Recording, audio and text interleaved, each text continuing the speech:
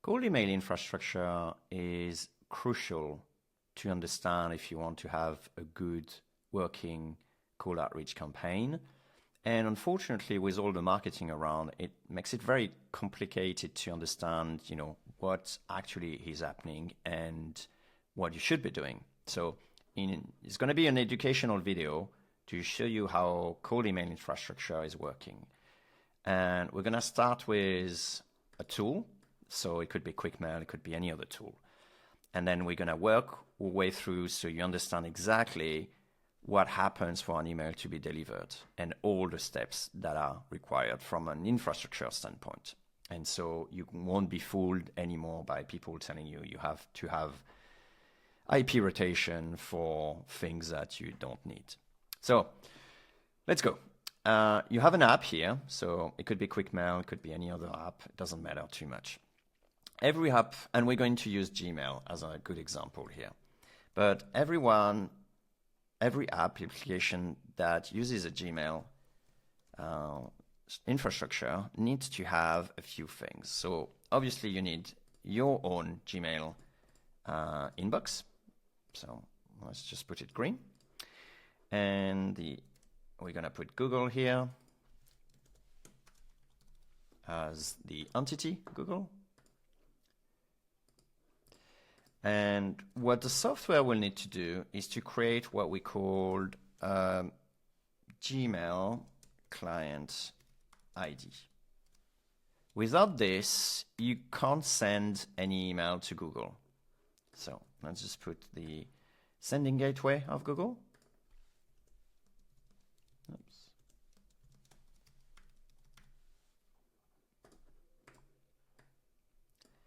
And in order to reach the gateway and send an email from Google, you're going to have to use their Gmail API.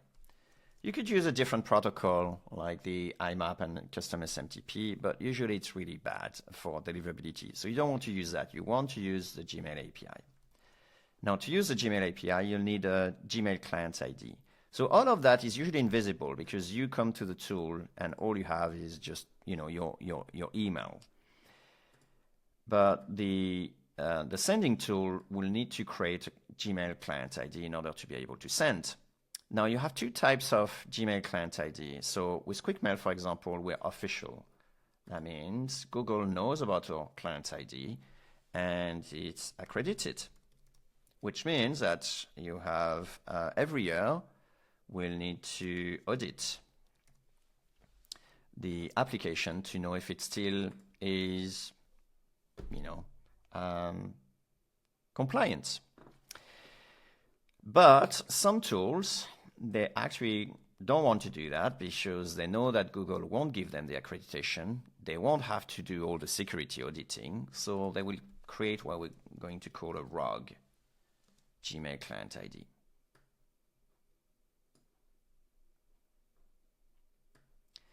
Meaning that Gmail doesn't audit it, there is no security control every year, there is no agreement that people should use this client ID. So in theory, what happens when you come with your Gmail inbox to that cold email app, you're going to use OAuth in order to authenticate.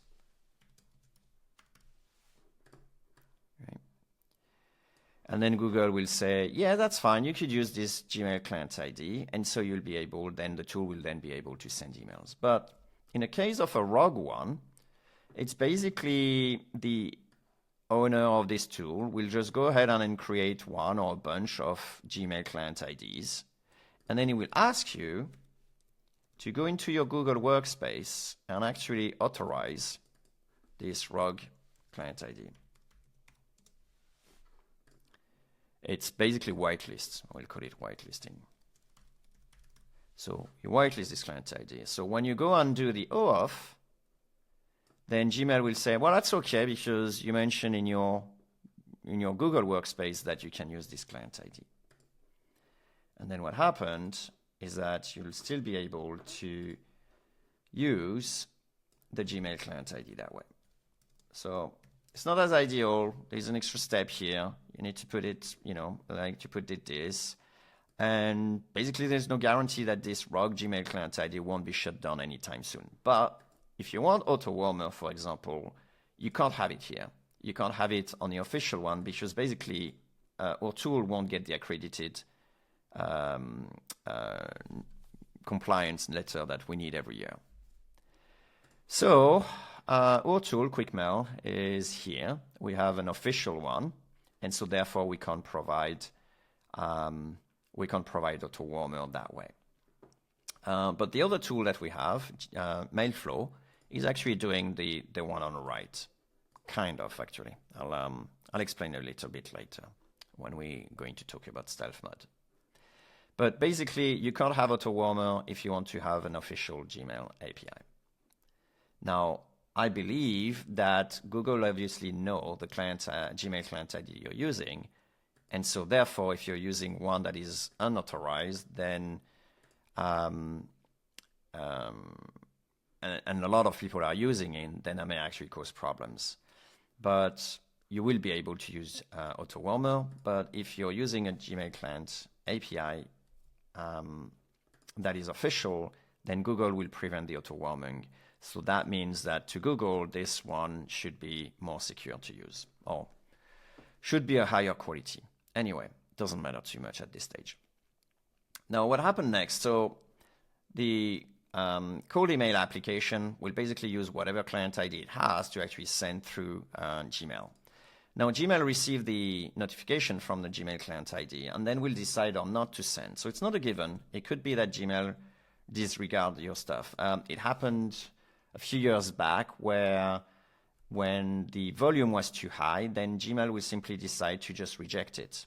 But it's the same with Outlook. Outlook last year, actually, July last year, actually decided that, hey, those emails sound like bulk because they sound like always the same email being sent. So therefore, we're not going to send it. So you do have like a gateway at your service provider. Now you have another gateway. So you send the email. So assuming Gmail wants to send the email, then you have another gateway at the recipient. Now I don't know what the recipient is having. It could be a Gmail. It could be also an Outlook. It could be something else.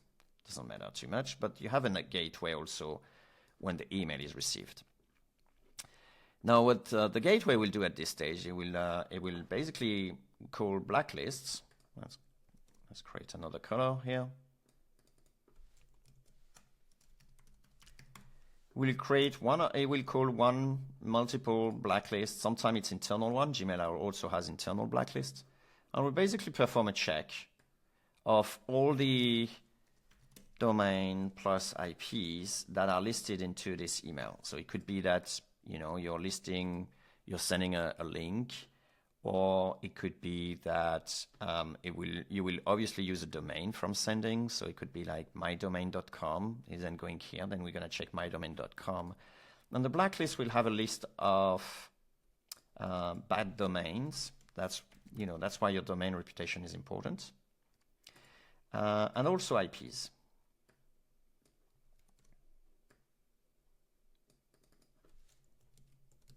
In short, you don't want your domain or the links of your domains or the IPs that is used to be inside the blacklist, because then you will have a little chance to send to your recipient. So let's look at your recipient. So here you're going to have your recipient inbox. Actually, let's call it a spam box first. I'm going to put recipient in yellow.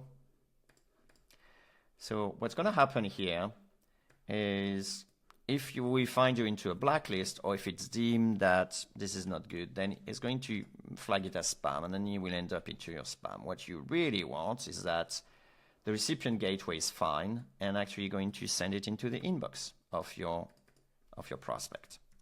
That's the ultimate goal.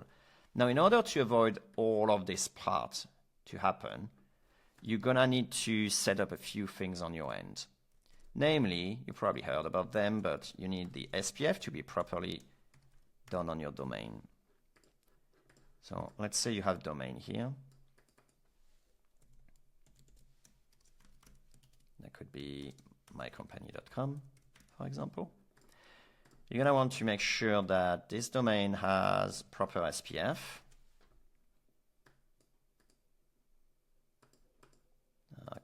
this morning. There you go. So it's going to need to have proper SPF, but also DKIM. So those two you heard about them. Nowadays, you also need DMARC. It's kind of your, I don't know, your kind of like badges or whatever you actually, it's like your cards you need to show at the entrance. So your email will be sent, all that information about your domain will be received, and that will be checked against the blacklist in order to decide if it's going to the spam box or the inbox. Okay. Now, if you're using custom domain tracking, you're going to also need some SSL, because if you're using links that are not SSL, it's also another way to end up in spam folders. This time the gateway will say like, oh, those links are suspicious, they're not HTTPS, they're HTTP. So that's important for open tracking, also click tracking, all those things. And in order to, if you have like too many emails that are flagged as spam that contains your domain, then that's going to be flagged and you're going to end up in spam. So usually what happens is the cold email app will have a few domains, a few, let's say, well, let's just call them domains for now. They will have a few ones that you could use if you don't set your custom domain tracking. But of course, the volume on those domains will be higher because they are shared. Now let's put it shared. That's a good word for it. And of course, they will be shared, so they will be more likely to appear here, and you have no control over it. You may have sent only 3 emails or whatever, and then they end up into a blacklist. But that's not because of you. That's because of someone else using this. So if your email contains click tracking, for example, and you're using the default one of your app, you don't really have control over this. So what you do instead is you create a custom domain tracking that will then go through your own SSL. And the way it's done is that basically will then redirect to your app for the stats. That's a much safer way than actually using the shared domains of your app. So you should absolutely set up your custom domain tracking. It's not really hard. It's just on a domain. You change a CNAME, like SPF, DKIM, DMARC. You change a CNAME, and you basically point it to where your app is telling you to point it. And that's basically how it works. So now when you're sending the email, the domain listed will only be your SSL domain, and so you'll be responsible for your own reputation of your domain, which is good, because if you have multiple domains, one may be burned, but not the other ones. Now at this stage, I think you understand pretty much how the market is currently working. You have 2 types of apps, the one using the official Gmail API. They can provide you with the auto-warmer. That's why we created Mailflow. Mailflow is then using either a Rogue One, or it will ask you to create your own one. And I think this is the future. So let me explain to you. You're going to create your own Gmail client ID. It's actually linked to your workspace. So you don't need a Rogue One anymore. And what you'll do is you basically off directly to your own Gmail client ID. So you created it. It is different per domain. So that means you can have multiple Gmail addresses. It's all fine. And they will all use your own Gmail client ID, which is perfect. It's a bit like the custom domain tracking. You want one that is purely linked to your own domains and your own reputation. Now, what we do next is when we're actually sending emails, we're actually using your own custom domain, your own client Gmail ID. Now, if you look at the path now, it's going to use Gmail API, of course. Now, if you look at the path, then the app itself is now completely invisible to Google, because basically you're using your own Gmail client ID now that is linked to your own Google Workspace. And so therefore, when the email app is going to use your client ID app, Gmail will have no idea of what app you're using, because basically the only way for them to know it is what Gmail API you're using. And that's what we call stealth mode in QuickMail. So you basically create your own Gmail client ID in your Google Workspace, and then QuickMail or whatever application is going to use your own Gmail client ID in order to start sending. That way, the only thing that is visible to cold email now is your own domain. And so you can have multiple domains and they will all be isolated from each other. So the same way, you should not use shared domains. You should not use shared client IDs. Now, that's way more involved to create a client ID than just going into your domain and changing your SSL. And your cold email app should also support external Gmail client ID. Now, we do that now automatically in QuickMail. This is what we call stealth mode. We will basically automatically create your domain. We'll set up with the SPF, the DKIM, the DMARC, the SSL. We'll also create a forward. So let's just remove that. You may also want your domain to forward to your existing domain. So instead of this one will be your cold outreach, so I'll just call it cold, my domain, and you will forward it to your own company, mydomain.com. Let's be a bit more cold outreach type, so it'll be like get my domain, mycompany.com. Oh, and this is mycompany.com. We'll also set, when you create a Gmail, there's a few things that you need to make sure we are setting, but we also set the avatar, so the picture.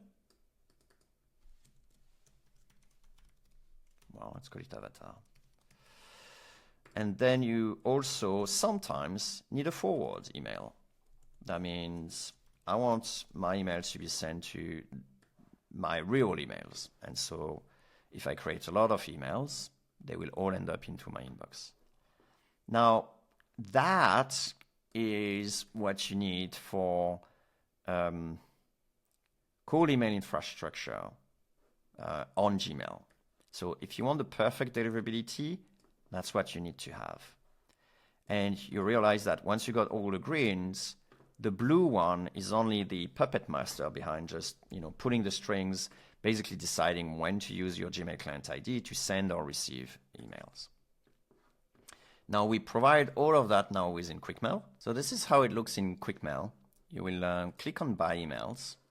You will set your own domain. So my new super domain. I'm pretty sure it's used already, so I'm just going to add more crap on it. And then you click Check Available. Then it is available, so I'm going to redirect to, mycompany.com. You'll add it to the cart. And then here you can add up to 3 email addresses because reputation is mostly linked to your domain. So you have domain reputations, not necessarily email reputation. So if you have a lot of emails and then your domain is trashed, then all your emails are trashed. So we limit it to 3 so you can still have volume on each domain without necessarily going overboard. I'm going to call it Joe, for example. Doesn't matter too much. And then Joe. Then you can upload your own avatar here. And you can do another. Like Bob. Doesn't matter, really. Once you can do up to 3. And once you're good, then you click Continue. We charge $3 a month per Gmail inboxes. And here you can decide to do, your own domain, for example. There you go. Once you've done that, you click Continue. And within 3 hours, you're going to have everything delivered to your app with everything configured like I mentioned. So within 3 hours, you get your Gmail set up with your avatar, your forward email if you need to, your domain being created, everything properly configured, with also the Gmail client ID, so you'll be automatically added to QuickMail as a stealth mode. There you go. Hopefully that was helpful, and you understand now how the cold email infrastructure is working these days.